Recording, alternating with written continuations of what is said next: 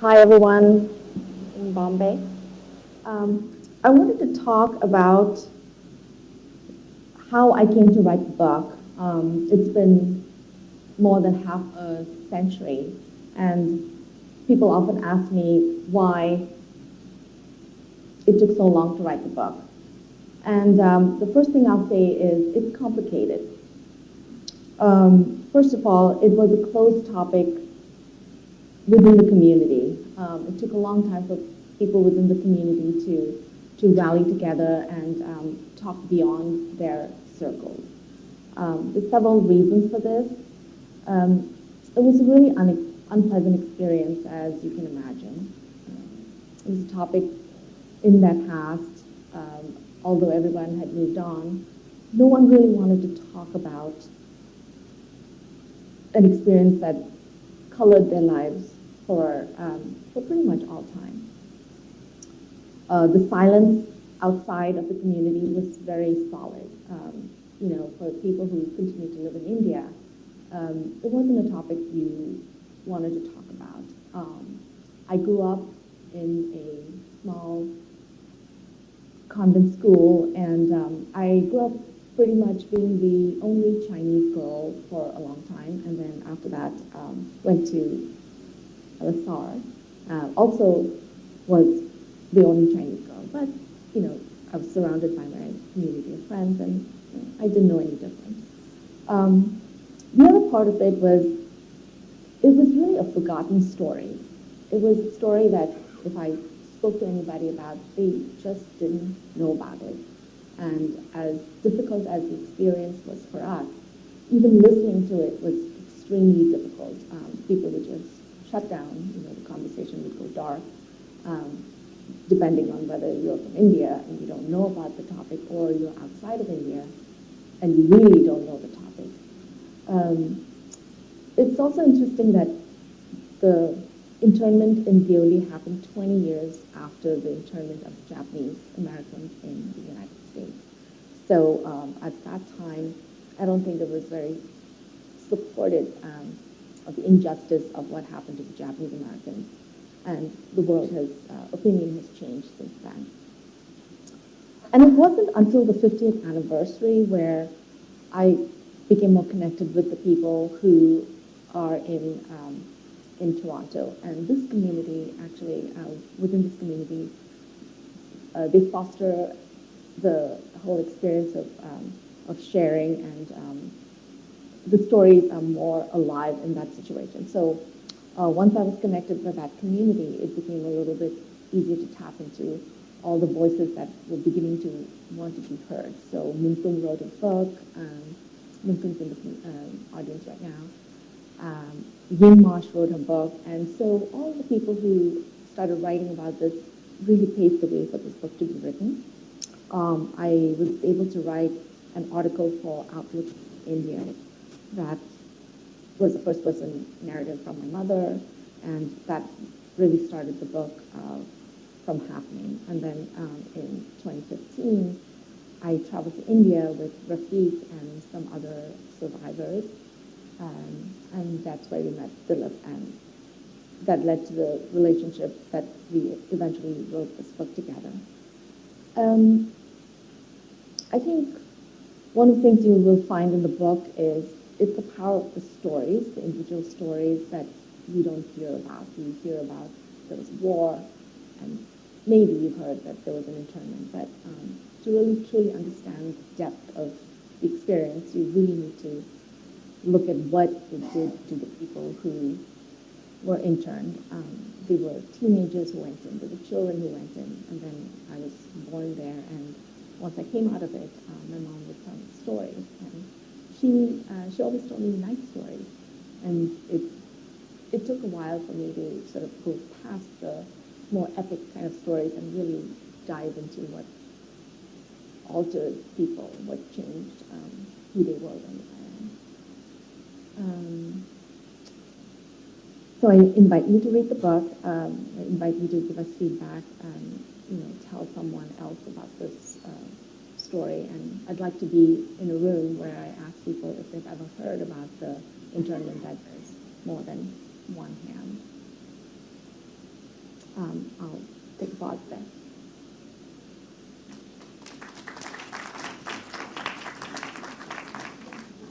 So I want to tell you all that I saw this, I took this photograph just 3 days ago in Mountain View in California in a place called Satake Court.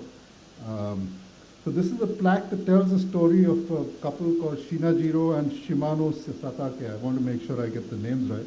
Husband and wife who bought 60 acres of land here in this particular part of Mountain View in early December 1941. Now, I hope that date rings some bells for some of you. Maybe some of you were alive then, I don't know. It was just before Pearl Harbor, and it was just before the country of these people's ancestry attacked the country of their domicile and plunged both countries into World War II.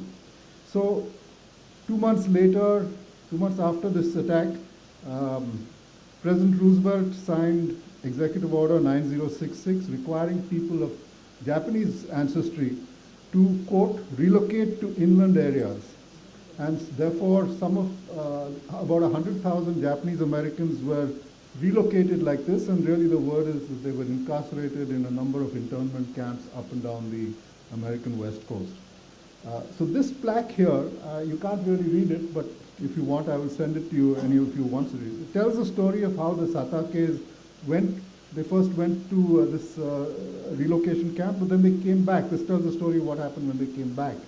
And they built a nursery there in this area, and in 2006, very successful nursery and did very well. And in 2006, they sold the land to a developer to build homes. And that's why it's now called Satake Court, and these set of homes that you can see are called Summerhill homes. So, as Joy alluded to, there are plenty of parallels to between this incarceration and what happened 20 years later to 3,000 Chinese Indians like Ming Tung and like Joy. The parallels include the suspicion, the hatreds, the war itself, the attack, the laws that were put in place, the imprisonment. All these are parallels, and including the whole question of citizenship. Who's a foreigner? Who's an Indian? At that time, who's Japanese? Who's American? So there are all these parallels, but I just wanted to end this little segment by telling you about one thing about this whole Japanese-American incarceration that doesn't have a parallel in our experience, the Chinese-Indian experience. And I want to offer you that just to think about. So in 1988, 46 years after this all happened to the Japanese-Americans, another president, President Reagan, signed what was called the Civil Liberties Act of 1988. And it acknowledged the injustice of these incarcerations, it apologized for them, and it offered reparations to all the affected families, I think to the tune of $20,000 each. So nearly 60 years later, Chinese Indians like Joy and like Ming Tung are waiting for a similar parallel to happen here. Thank you.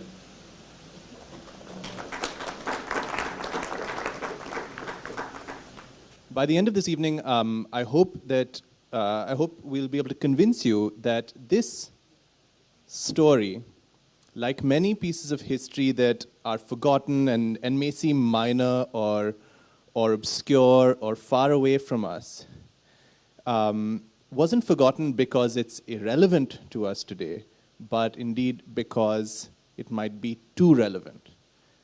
And this particular story of Chinese Indians being carried away and kept in a camp in the deserts of Rajasthan is one that I think perhaps you'll be surprised, or perhaps you won't be surprised with how essential it is and how much light it casts on some of the current political crises that we're dealing with in India right now.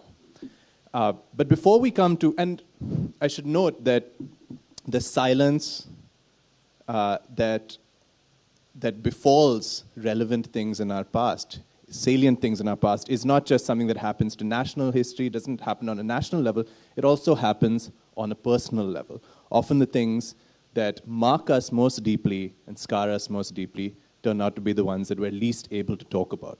And so both of those silences, the personal and the national, tend to send many really important stories like this one out of view, until someone like Dilip and someone like Joy get together and bring us an incredible book like Deoliwallahs. But before we launch into larger national questions, let's start with something really intimate. Joy, can you hear me? Yeah. Okay, so I wanted to ask both of you, just to start us out, while you were doing this research and interviewing people who had experienced the internment in Deoli, and all these many stories and all of these recollections, can each of you tell me one detail or one remnant of their experience that really stands out for you? Do you want to go first, Dilip? Is she thinking about Joy? You want to go first? Yeah, just trying to think, because there were so many different pieces. Yeah, I know it's tough to spring on you because you've gone through a lot of personal histories, including your own and your own mother's story. But feel free to answer spontaneously. Yeah. So I think one of the things that I didn't realize so much was that what happened to the people after the camp, right? So the stories within the camp were repeated through all the people I spoke about, right? There was an immense amount of hopelessness, despair, and then sort of this deafening boredom. And the boys that I spoke to, they entertained themselves, shooting birds, wandering around the camp. But what I didn't realize is after the camp what happened. So these boys went in as teenagers. When they were released, they had to start working to contribute to the family. So a part of their youth was lost. And it wasn't easy when they got out. There remained a huge amount of bureaucracy that they needed to overcome. There was a lot of restrictions. They had to go and register and report in every week. It cost them money to make the trip via bus or however they got there. And it didn't stop until they left India. So I know from my own family's experience, it was very difficult. And it just stayed with me that it was also so difficult for the families. So I'll mention one chapter by Ying Sheng Huang. And he speaks about how after he was released and went back to Shillong, he received a call saying that his family hadn't paid income tax for 3 or 4 years. And he tried to explain that his father, who was the head of the household, had been in the camp, he had passed away, and that they had been in the camp, not earning income, but that fell on deaf ears, and he had to pay income tax for the years he was locked in Deoli. Yeah.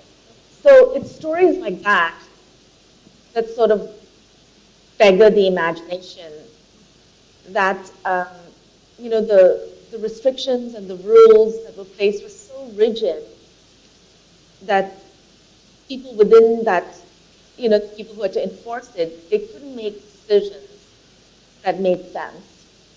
And I think that's just one story. It's been that experience for most of the people. Yes, thank you. What's very apparent when you read the book, what really jumps out at you is that the really sort of the really dire consequences of their internment only strikes all of these people once they are released. It's their freedom that sort of plunges them into the real consequences of their internment. And mind you, many of the families that you both have spoken to spent 5 years long past the end of the actual war, just spent years and years trapped in limbo in this camp. But it's what awaits them outside as they are expected to return to life that is, in a sense, the real tragedy. But we'll come back to that. There's a lot to say about that. Dilip, is there any specific detail that stays with you the most? So, Raghu, as an outsider to this in some sense, I'm going to tell you quickly a story of another outsider, because, it was this guy's story that truly, in some sense, gave me an idea of what this silence was all about all these years. So this is a doctor that I met in Tinsukia in Assam, who, when I met him, was maybe about 75 years old. And in 1962, when these internments happened, he was a fresh graduate from a medical college in Dibrugarh. And he was asked, somebody approached him, the authorities approached him saying, look, there's a train going to Rajasthan, or actually was not told the rest. There's a train going and it has many people on it, and we need doctors to go on this train to take care of the people on the train. So he volunteered for this, thinking this would be a good thing to put on his resume as a young doctor. It was a nice, interesting task. So 6 of them got on this train, and they went, and he told me that, there were all these Chinese-looking people on the train, and the women were all wearing Assamese mekhla chador. I hope I'm pronouncing that right, which is the Assamese dress, but they looked Chinese. So he went, and so he spent a few days there, came back, and he also did tell me that, they went to this camp, but these guys, it wasn't like the Nazi trains, because it shows India's humanity that they put 6 doctors on that train. So I just want to throw that out for you. But apart from that, what really struck me was, so he talked to me for maybe half an hour, and then he went off because he was getting tired, and his son, who was perhaps 40 years old, continued talking to me. And he says, my father told us this story for the first time only 2 years ago. And I said, well, why? It seemed to have been a significant part of his life. Turned out that 2 years before, there's an Assamese writer called Rita Chaudhary who wrote a novel in Assamese called Makum, which is the name of the town from where all these people came, or the train started, I should say. And so it's a fictional story set in this particular episode. And so this man had read that book in Assamese then, and only then, at that point, thought to tell his family that he had had this experience. So think of that. In 50 years, this man had not said anything to his family. His own children, his own wife, didn't know that he had done this in 1962. And that's when it really, lots of things hit me about this episode, but this thing really hit me somewhere deep. It really drove home for me the breadth and the depth of this silence. So again, so that brings us back to the very powerful ways in which silence occupies space in our own personal histories. He probably didn't feel any great guilt, but there's something that this gentleman obviously witnessed, experienced, that made him shelve this away. And my own writing experience has led me to write about Indians that served in World War II, and that was the largest military experience involving Indians in our history. Again, I found that same kind of silence resonates through everyone, almost through everyone I met, which was this reluctance to revisit periods of conflict and periods that must have been very distressing, despite how tellable those stories seem now and how essential they seem. So I'll ask you both, Joy, if I can ask you to kind of reflect on the psychological silence that has afflicted the community, especially the community where you've spent time with them in Toronto, and how they have managed to work through that and begin to speak and begin to petition for recognition. And Dilip, if you'll talk about the national silence a little bit, because there's much more to say about it, but why and how you think this particular story has been able to disappear. Yeah. For the people in Toronto, they have been friends since the camp. So when they get together, they share common experiences, and they've kept the story alive. For the people outside of that group, so the older parents, especially when they talk to the younger folk, the experience is a little bit different. So in Yiva's chapter, Yiva is the daughter of Michael, one of the survivors. Yiva says when she first talked to people, she would ask them how it was in the camp. They would say, "Oh, it was a bad time. Let's not talk about it." So one of the things I made a note of is with my own mother, if it's unsolicited, she speaks about it. But sometimes when I drill down, it's a little bit harder to get the story. So for me, that seems the silence is so deep that they can only speak when they are prepared. And sometimes that doesn't come easily. So I wanted to say that the group in Toronto, because they've been communicating so frequently and they've been thinking about the meaning of what happened to them, they've been able to organize and come up with the organization and the plans to petition for an apology or an acknowledgement. Back to you. Dilip, before I think Joy, should I ask Dilip to speak now? Yes. Yes, please. Yeah. I think that there's a couple of details that are worth filling in, and that which you might want to do, which is the fact that, for instance, most of the people in the Deoli camp were not Chinese nationals. Some of them didn't have a fixed nationality because their documents hadn't been prepared, but many were Indian nationals, and if give us a little bit of the broader picture as well of the camp, which will help people follow.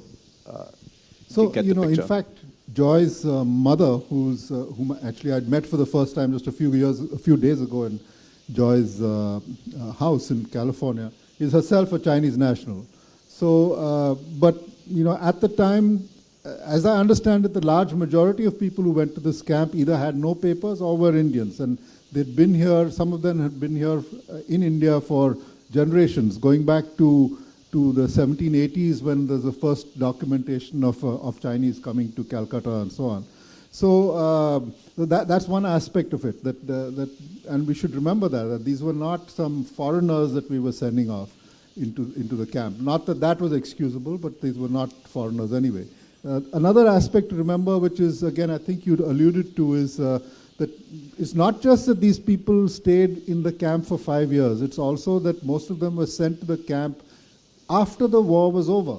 The first trains left for the camp in late November of 1962. The war lasted from October 20th of 1962 to November 20th. So I think what had happened was that the bureaucratic machinery started working, and as you know, it takes time, and eventually by the time they were able to translate it down to the trains moving and the people getting onto the trains, the war was over. So these 3,000 people spent those years in prison when there was actually no war going on. That's something to remember. So certainly not a parallel to the Japanese experience, because the war went on in the World War II went on for a good 3-4 years after they were interned. And so, I mean, to me, these are the striking things about this episode. And there's the other thing that I like to think about is that the Indian government felt at the time that there was a need to put a legal framework around this incarceration.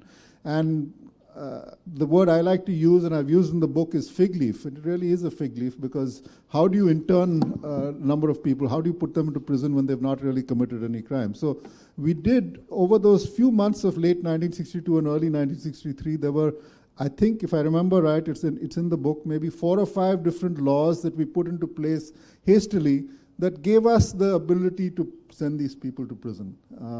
There was something called the Foreigners Restricted Areas Act. There was another one called the Foreigners Act. There's the Defense of India Ordinance, on and on and on. Between about October and February of 1963, all of these were put into place to allow us to to give us the sense that we were doing this legally. But really, it was just an expression of our hatred and prejudice for these Chinese Indians. It's just that they looked different, and we felt like we needed to put them into prison, and that's what happened. So that, for me, is the broader picture of what happened. It's not a pleasant story, and it's something that's not taught to us. And I think, if I can just finish by talking about why I think my theory about why it's not taught to us is, we all hear.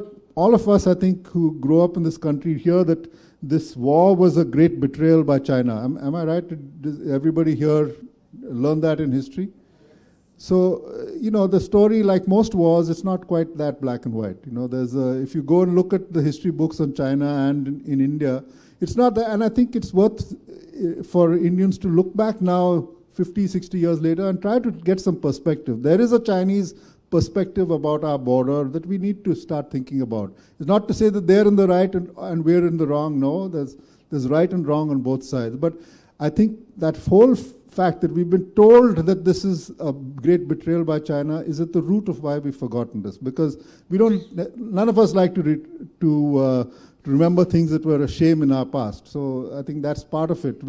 That war was not only a great betrayal, but it was a great defeat. China steamrolled into India, and if you just discount a few pockets of resistance, essentially they overwhelmingly defeated the Indian forces. And then, not only that, at the end, after 3 or 4 weeks of fighting, they unilaterally withdrew to their pre-war positions, and that was the end of the war.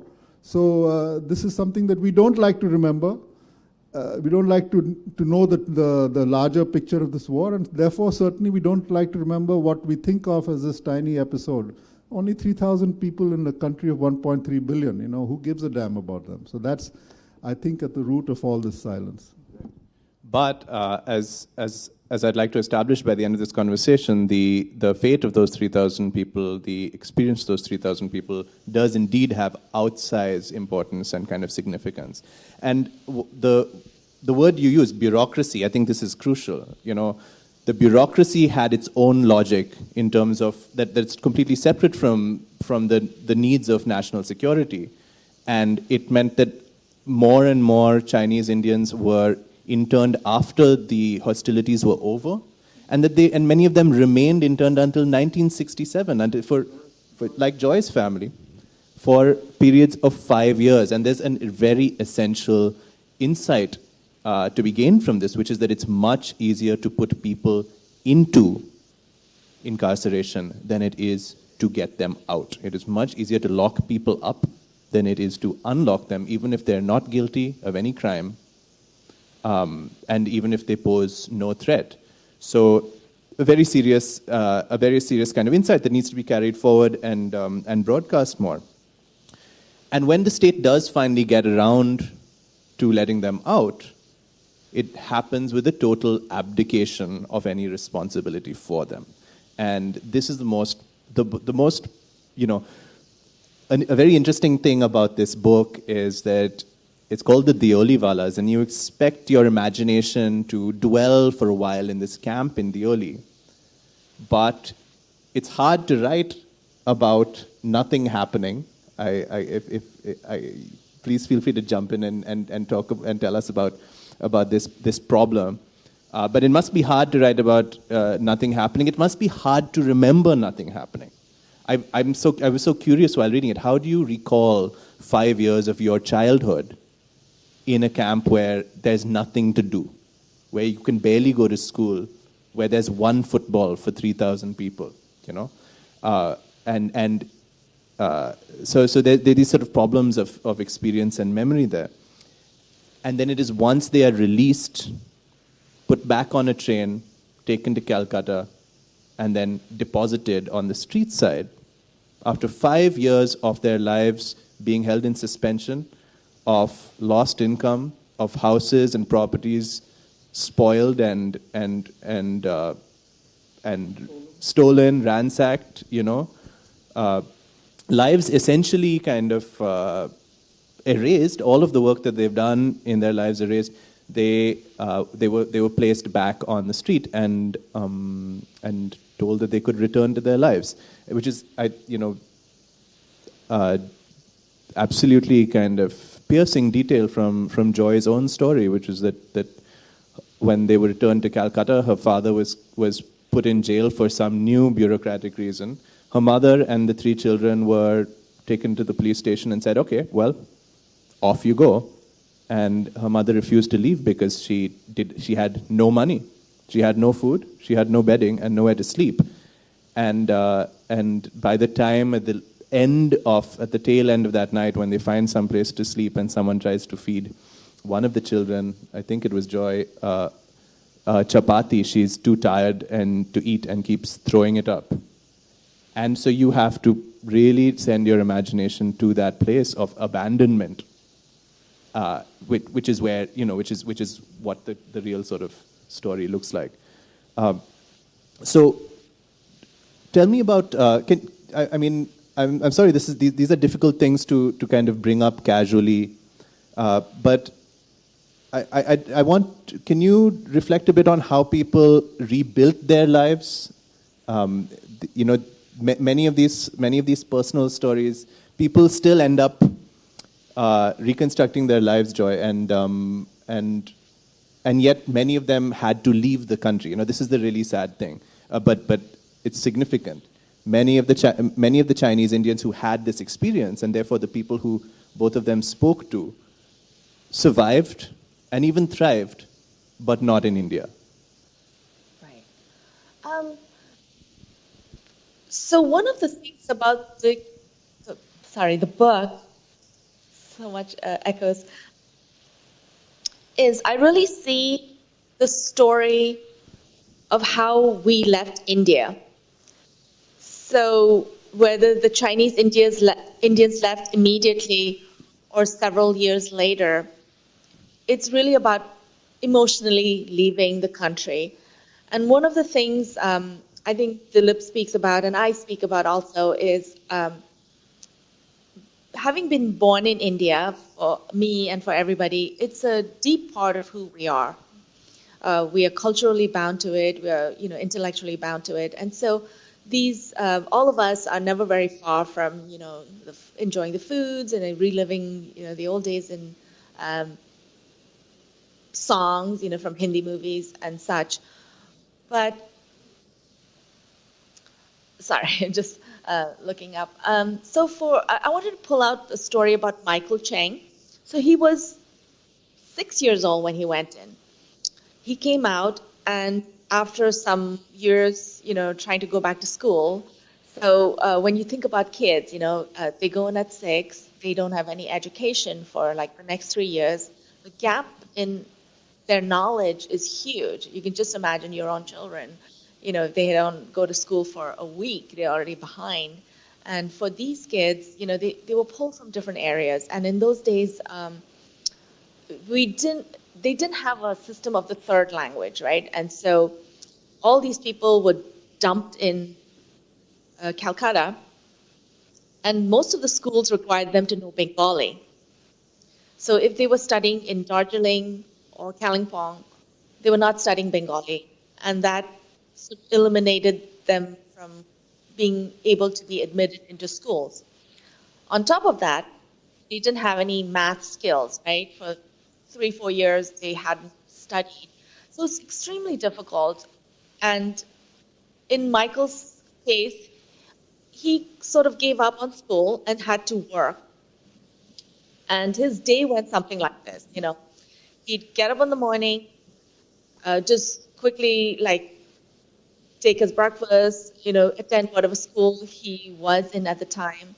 And after that, immediately start selling the shoes that he made the day before. And when he went to sell the shoes, the shopkeepers would say, okay, I'll pay you half, come back tomorrow for the rest of the material, for the rest of the money. So with that half payment, they had to go and buy the materials to make the next batch of shoes. So he learned to be a really good negotiator, getting the best materials for, at a competitive price to, maintain his margins so that the family could live.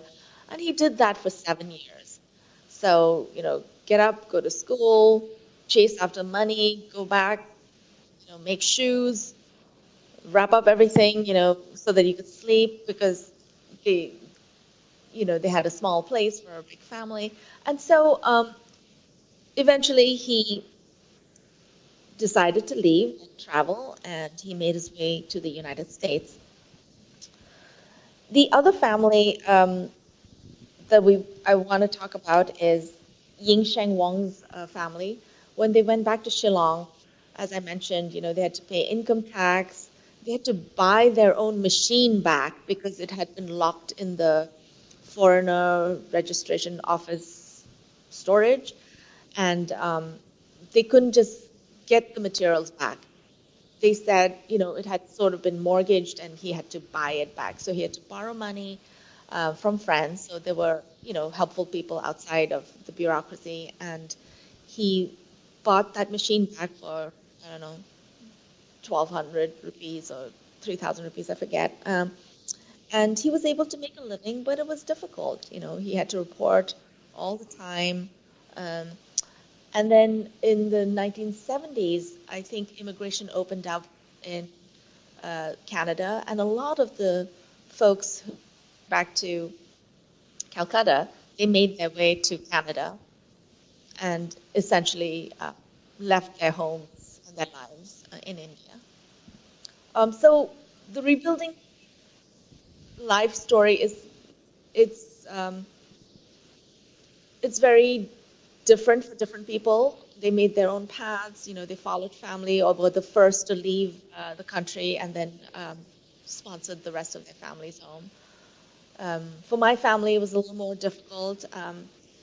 We had a lot of property that my father was trying to get back, and he stayed in Calcutta for several years, and then in the end, we also left.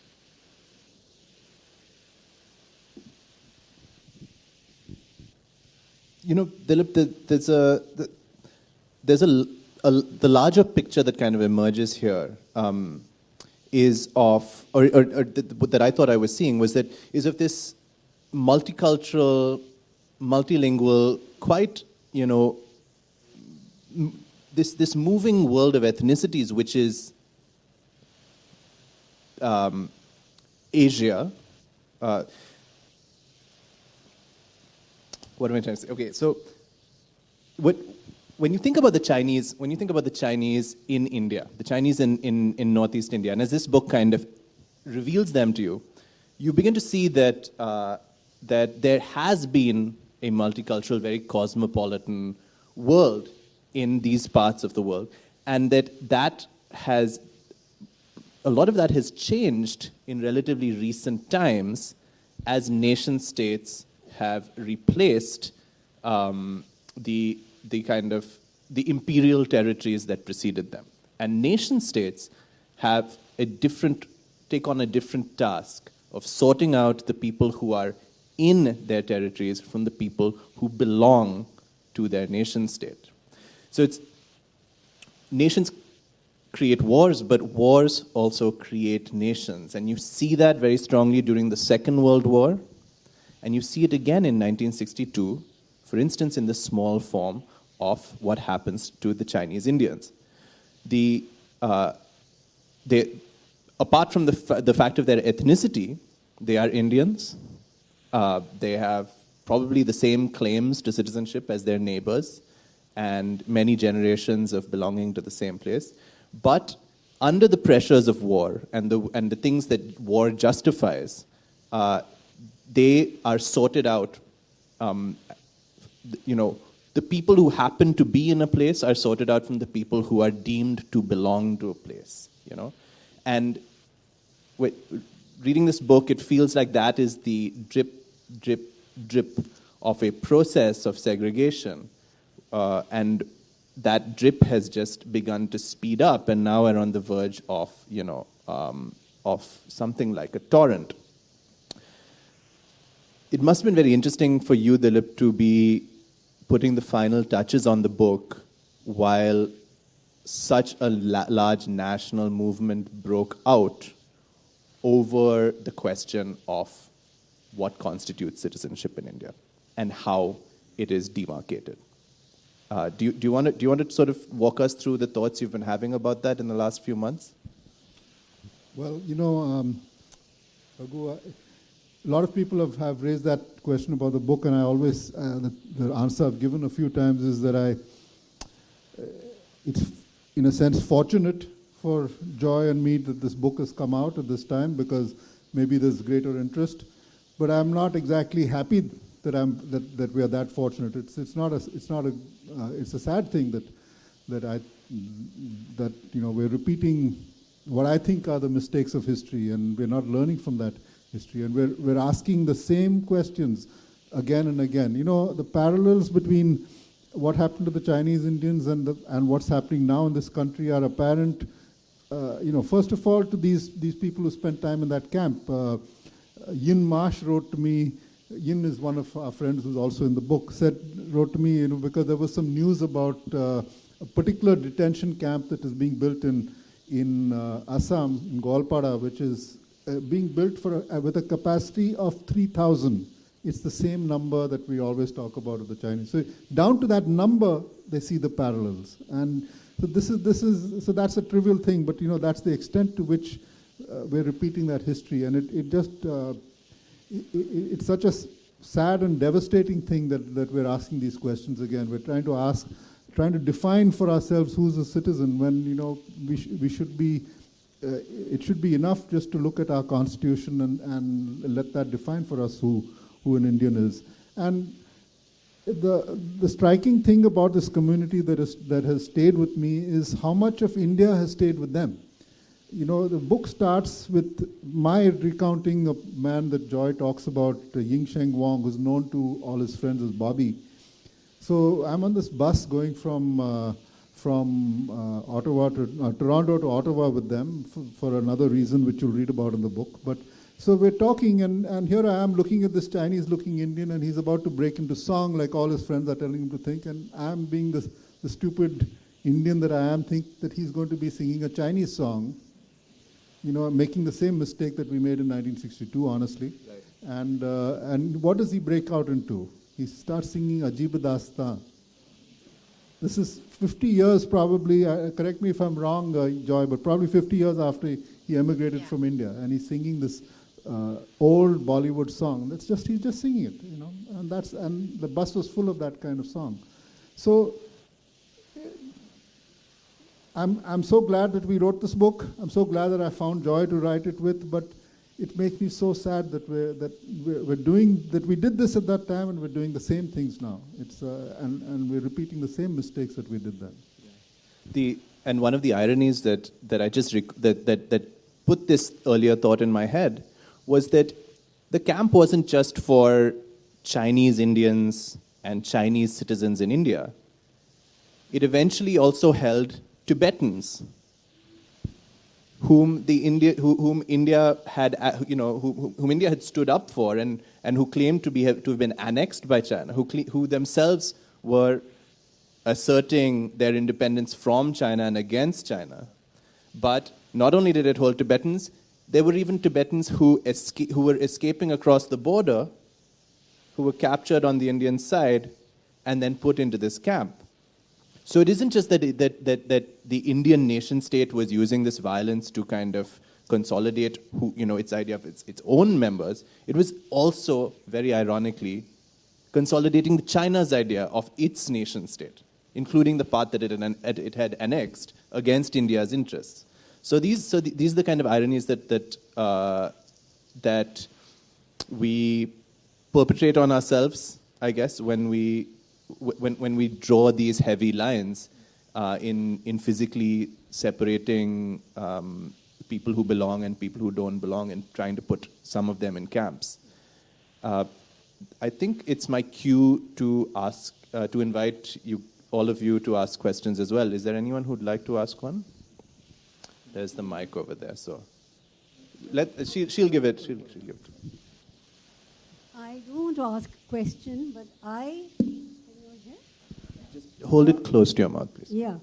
I want to ask a question, but I don't think Dilip lived through that time. I lived in Bombay Central, near the Maratha Mandir, and down Motli Street was the only Chinese school in Bombay. And all through our childhood, we'd see these little kids walking in their uniform there. And one day in 1962, when we came back from school, or college I was already, my mother said, you know what happened? They came and stoned that school, and we saw children running down the road, going back to Nagpada and that area where those Chinese live. And it was horrifying because we'd seen them all through our childhood going to this little school where the Agripada police station was half a street away, and they took no action. The second story is in 1969 when I got married, we met an ex-Air Force officer called Kersi Gandhi. And he was asked, he was one of the people who went in a transport plane to pick up our Indian soldiers, prisoners of war. And he said, as he was landing wherever he had to land to take these prisoners of war, he saw everything shining and he couldn't make out what it was. When he landed, he saw all these prisoners who he had to take by plane, shaved, washed, dressed by the Chinese in clothing that was better suitable to the uniforms they had as our Indian soldiers. And they had polished all the armaments and said, here, take your soldiers and take your people back to India. The last story is my son has married a Chinese American. Short one, please. And when she had to apply for overseas citizen of India, they wouldn't give it to her because she was Chinese, whereas my other sister and other daughter-in-law who's from Lebanon just walked into the Indian consulate in Dubai and got it. And it took my husband, who's a bit of a well-known person, to go there and say, what do you mean? Yes. The daughter, her mother came from Understood. Yes. China, from Hong Kong. Father came from Taiwan. None of them were China, and yet they got it. So we've had a personal experience of our anti-Chinese behavior.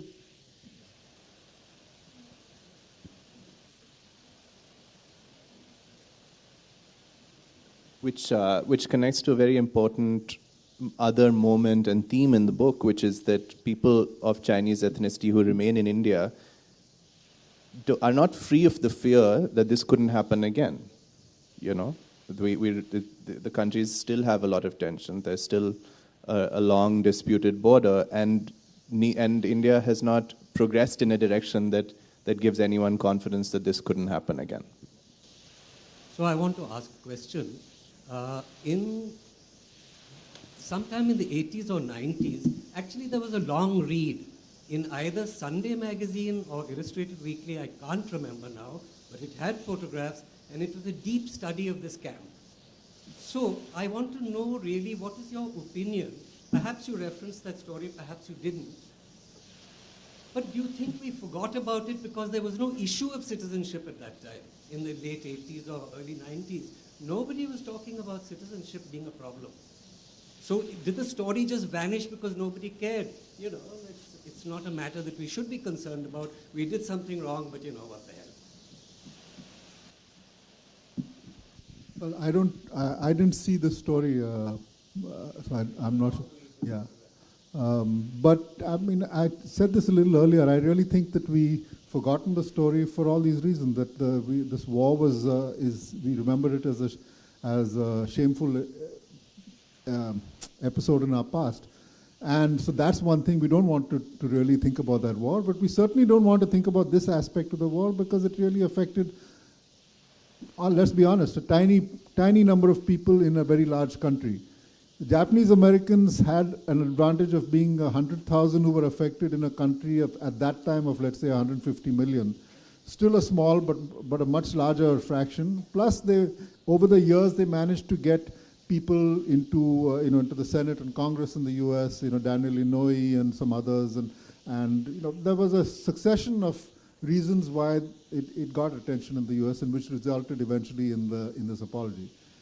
Chinese Indians don't have anything like that. There's no, as far as I know, they don't have anybody as an MLA or an MP or who would take up this issue, and it is just forgotten. There's a history of this camp that you can find online, which talks about, the line is in here, you should read it, but there's a line about this particular episode, which just says 3,000 people were sent to this prison, and it used to be called Chinese camp. Now, you tell me, if you read that, are you going to presume that these people were Chinese Indians? Are you going to presume that they were not prisoners of war? Are you going to presume that they were our own neighbors from all around the Northeast? No. You just read that and you carry on to the rest of the history. And that's a sign of how much we've forgotten it.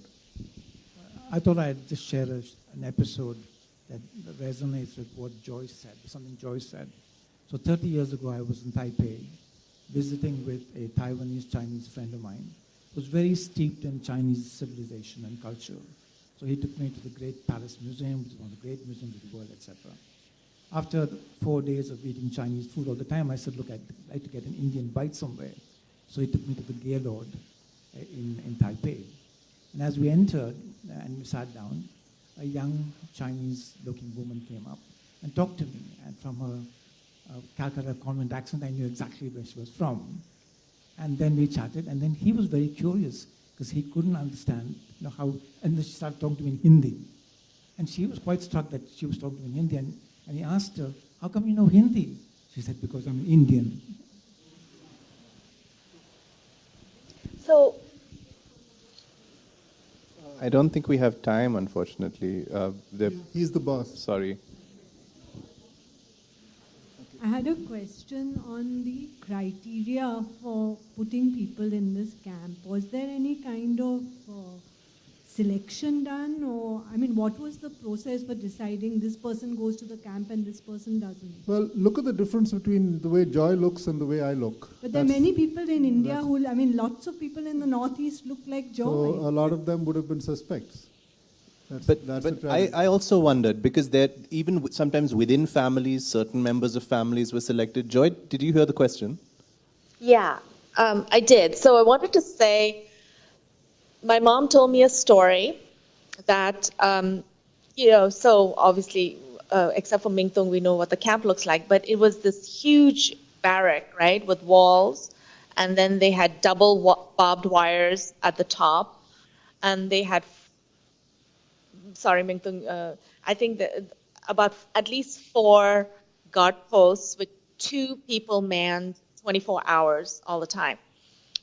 And so the camp opened in the mornings to go, for folks to go to the store at around 10, and you had to get a pass. But at night, after 6, anybody who was working in the camp that was not an incarceree had to leave. So 6 p.m., you're not Chinese, get out, right? And so one day, apparently somebody was shouting at this man in Hindi saying, what the hell are you doing in there? You need to get out. And he said, what are you talking about? And they're like, you are in the camp. And he's like, I'm Chinese. So we're talking about somebody who is a child of a Chinese parent and an Indian parent. And if you went on the basis of how you looked, you couldn't tell if they were Chinese or ethnic Indians. So that question really raises up, how do you know who needs to go in, who needs to stay out? It was an unlawful incarceration of people who are citizens and were not soldiers. So, it brings up a lot of those questions. And there were a lot of people who definitely did not look Chinese who were in the camp. Can I just add something to that? So this question doesn't come up only with Chinese Indians. You know, I always wonder, as all of you know, I'm sure, if you go to one of our national monuments, the Taj Mahal, there is a one fee for Indians and there's a fee for non-Indians. How does that person behind the window who's looking at the people coming to him, and how is he deciding who's a foreigner? I mean, here's my friend Jinx is sitting here. Are you a foreigner or are you an Indian? There you go. Now, so what would we charge you? So, I mean, is it reason? I have an OCI. So there you are, right. So how do we decide?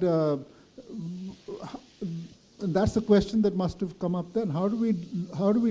Is it reasonable to decide citizenship based on the way somebody looks? Something that we need to think about. And one of the terrible things about such moments is that you're not allowed to be half-half, nor are you allowed to be both. You must immediately become one or the other. And the sense you get from the book is that a lot of it is very arbitrary. And what often happens in other situations, in other cases in other countries, is that the people who get picked up are sort of fingered by their neighbors, are identified to authorities by other people, which again brings us to the present day where we are contemplating a law, not just one that will designate dubious citizens, but one that allows other people, that allows some Indians to accuse others and to direct the authorities to go after them, which to me seems like absolute havoc and just an invitation to chaos and terrible sort of. So there's a small irony in one of the stories that Joy tells in the book, that there was a story, several people of this guy who was fingering others, and that man ended up in the camp too. So, you know. While it is really shameful what happened in Deoli, the question is broader in terms of, let's say, the United States, what they did to the Japanese citizens and what happened here also. My question is, what happens to a state which is at war with another state? What should they be doing? What would be the right course of action when they suspect that somebody, a population could be a fifth column, for no fault of theirs? How should the state actually deal with an issue like that? It's a question that is contemplated early into the book. Do you want to share? Well, so obviously that is a question. So there are various ways of looking at it, as it seems to me. So there's one aspect of it is, so some generals I spoke to said we grappled with this question, and there's no question. We have to try to at least investigate these people. Well, so then, when you fight a war with Pakistan, what do? They look just like us. So how do you round up all 250 people of that other faith? 250 million people of the other faith? How are you going to decide who's the fifth column? In this case, it was easy. There's a very small, visible minority. So what do we do when And it still wasn't that easy. It still wasn't that easy, yes.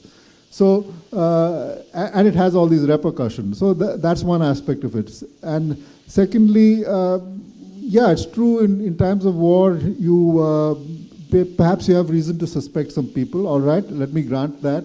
But then perhaps you take them into custody, investigate them, and realize that either they are or are not spies, and then let go the people who are spies. At an event we did last week, Joy and me in California, somebody raised this question of, were any of these 3,000 people actually found to be spies? And to my, maybe my friends here will correct me if I'm wrong, from what I've read about this, nobody was found to be a spy. So maybe nobody was asked. So then what was the purpose of all this? So there are all these aspects. Wars do strange things to people, to countries, to leaders. The last thing I would have expected a man like Jawaharlal Nehru to do is something to agree to something like this. But he did. In times of war, people do strange things. I accept that. But I think it's time now to look back and say, this was a great historical wrong, and India needs to do something about it. I think this will be our last question or a comment from our most special guest. This is a question for everybody. All this problem started with border dispute. Yeah. Oh, it's right. Just keep it near your mouth. Yeah. All this started because of border dispute between India and China, right? And the first Prime Minister of India never liked Chinese. That's a fact, you know. But are we Indian? I'm an Indian citizen, Chinese, ethnic Chinese. But are we not thinking that we should solve the border problem with China as soon as possible? Why it has taken so long? Why has it continued so long? I don't know. I think it's, for one thing, it's difficult to define the border. There's and there's a history behind it, which again the book delves into about why there is a border and how the border came to be defined and who looks at which side of the border in their own terms.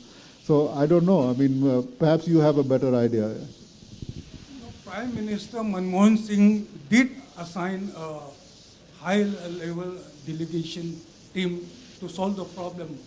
One, Mr. Dixit, I believe, National Security Advisor to Prime Minister Manmohan Singh. He died, unfortunately, before solving. Okay. But So just hold the mic towards you like this. There's a problem, but problem needs to be solved. Yeah. You know, very important problem. So unless we solve the problem, we cannot hope about doubling our GDP into 5 trillion things, 10 trillion things. Don't you think so?